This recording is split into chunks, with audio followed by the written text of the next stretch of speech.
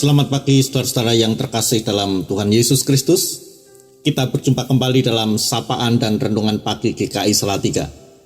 Hari ini Senin 20 Maret 2023 bersama saya Pendeta Yefta Setiawan Kriskunadi.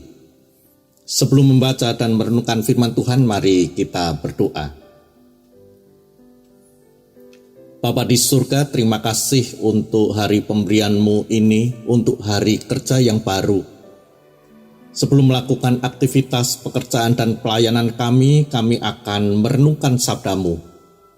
Mohon pimpinan Roh Kudus bagi setiap kami, agar dapat memahami firman-Mu dan rancangan-Mu yang baik dalam kehidupan kami ini. Kami naikkan doa kami di dalam nama Tuhan Yesus Kristus, Sang Firman Hidup.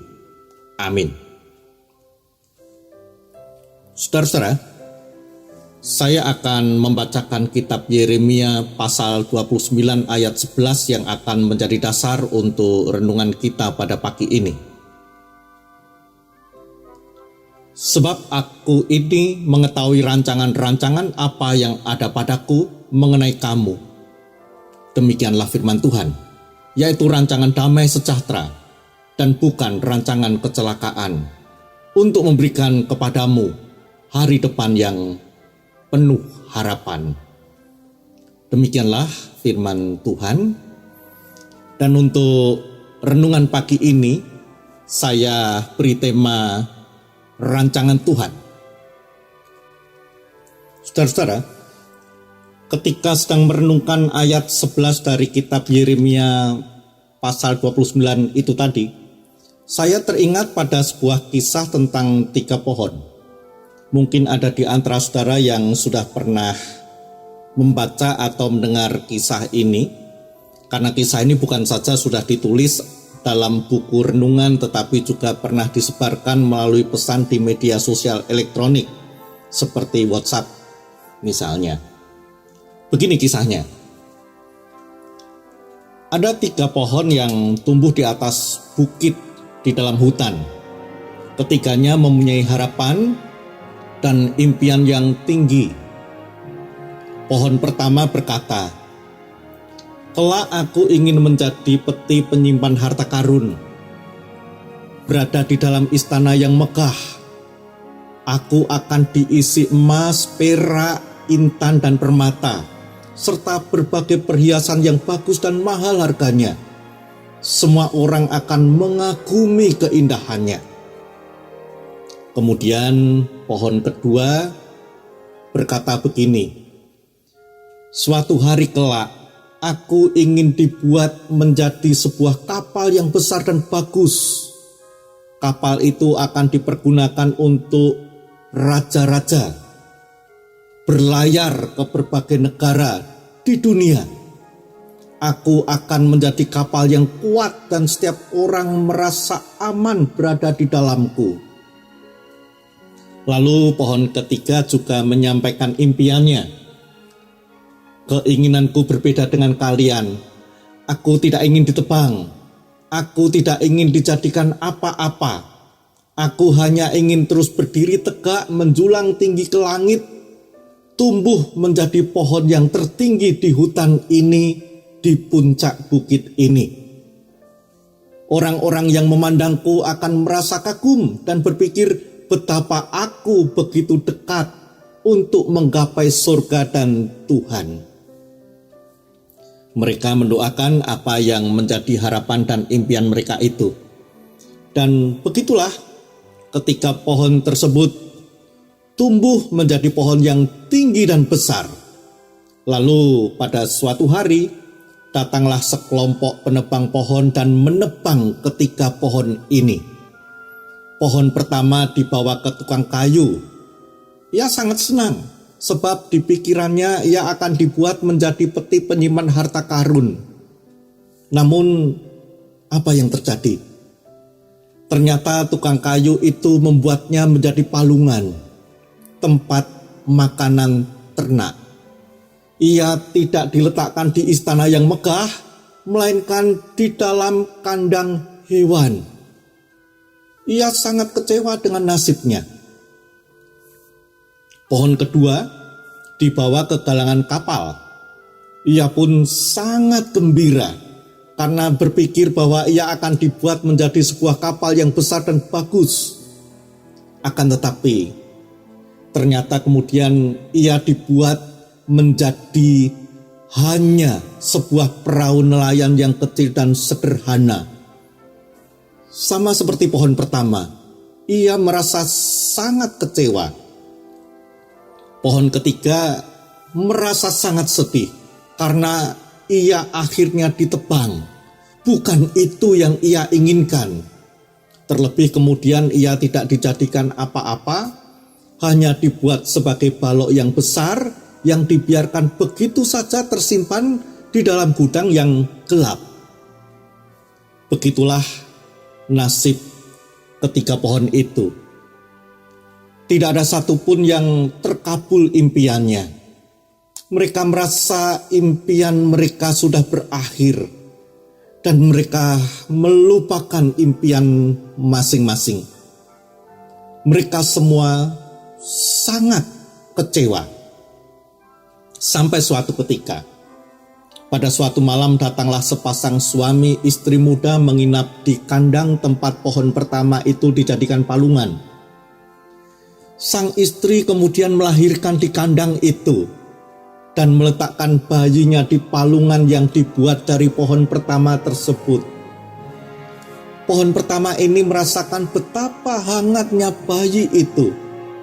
Lalu ia melihat sinar sebuah bintang besar menyoroti dirinya. Ia mendengar pula nyanyian para malaikat, dan tidak lama kemudian serombongan orang datang menyembah bayi itu. Akhirnya pohon pertama ini sadar bahwa dirinya telah menjadi tempat diletakkannya harta terbesar sepanjang masa, yang jauh lebih bernilai dari harta apapun di dunia ini. Karena ia menjadi tempat diletakkannya bayi Kristus, Allah yang lahir menjadi manusia itu. Sekitar 30 tahun kemudian, saat pohon kedua yang menjadi perahu nelayan itu berlabuh, ia mendengar seorang guru mengajar orang banyak dengan penuh wibawa. Kemudian guru itu dengan ke-12 muridnya naik ke perahu yang dibuat dari dirinya itu dan berlayar. Di tengah danau tiba-tiba badai besar datang dengan sangat hebat. Pohon kedua ini berpikir bahwa dirinya tidak cukup kuat untuk melindungi orang-orang yang berada di dalam perahunya itu. Ia pikir dirinya pasti akan hancur dan kandas.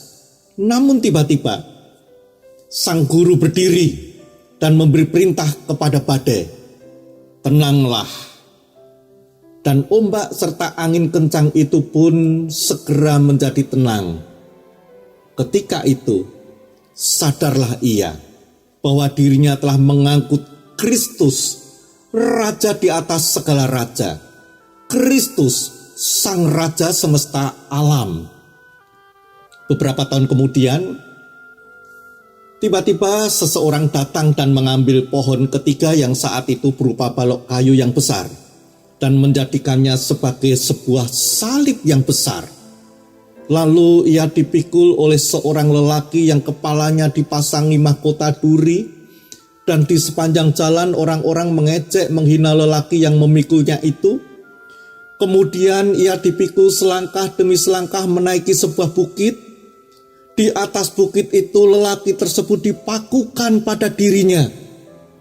Lalu pohon ketiga ini ditancapkan tegak di puncak bukit itu. Ia merasakan tetesan darah lelaki tersebut. Ia melihat langit yang menjadi gelap dan mencekam selama beberapa jam dan merasakan gempa saat lelaki itu mati. Ia melihat orang-orang yang bertelut di depannya. Akhirnya pohon ketiga ini sadar bahwa dirinya demikian dekat dengan Tuhan. Karena yang disalibkan padanya adalah Yesus, Tuhan. Dan ia pun sekarang berdiri di puncak bukit, bukan sekadar sebagai sebatang pohon, melainkan sebagai salib lambang karya besar Kristus, Sang Penyelamat dunia. Saudara-saudara, bukankah begitu juga hidup kita? Seperti ketika pohon ini, kehidupan kita sering berjalan tidak sesuai dengan yang kita inginkan dan impikan. Banyak masalah dan kesulitan menghadang. Apa yang kita rancang mengalami hambatan bahkan kegagalan. Sekalipun mungkin kita sudah berupaya dan bekerja keras untuk mewujudkannya. Dan mungkin kita menjadi sangat kecewa. Saudara-saudara, ketika kita mengalami keadaan atau kehidupan tidak seperti yang kita inginkan, ingatlah kisah 3 pohon tadi. Ingatlah kitab Yeremia pasal 29 ayat 11 tadi. Ketahuilah bahwa Tuhan memiliki rancangan untuk kita, dan itu adalah rancangan yang baik, rancangan damai sejahtera, rancangan yang memberikan hari depan yang penuh harapan. Mungkin saat ini hidup kita tampak kusut dan berat, jauh dari harapan kita. Tetapi jangan berputus asa dan menyerah. Terus jalani kehidupan kita dengan tetap berpengharapan.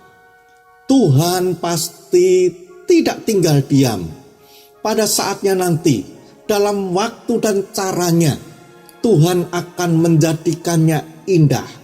Seperti ketiga pohon tadi, mereka bisa mendapatkan apa yang mereka inginkan, bahkan mendapatkan lebih dari yang mereka harapkan.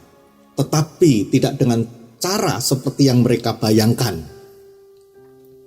Apa yang terjadi dalam hidup kita saat ini yang tidak sesuai dengan harapan dan impian kita, bisa jadi itu bukanlah ujung atau akhir cerita kehidupan kita. Artinya, masih ada cerita lanjutannya. Dan untuk cerita lanjutannya, kita harus berani berharap Tuhan akan membuat indah pada waktunya dan dengan caranya. Rancangan Tuhan pasti adalah yang terbaik untuk kita, orang-orang yang dikasihinya ini. Amin. Mari kita berdoa. Tuhan, apapun kehidupan kami pada saat ini, yakinkan kami bahwa Tuhan sedang merancang sesuatu yang baik dan turut bekerja dalam kehidupan kami untuk mendatangkan kebaikan dan keindahan dalam hidup kami menurut cara dan waktu Tuhan. Di dalam nama Tuhan Yesus Kristus kami berdoa. Amin. Selamat pagi saudara-saudara. Selamat beraktivitas. Tuhan menyertai kita dengan rancangannya yang terbaik untuk kita.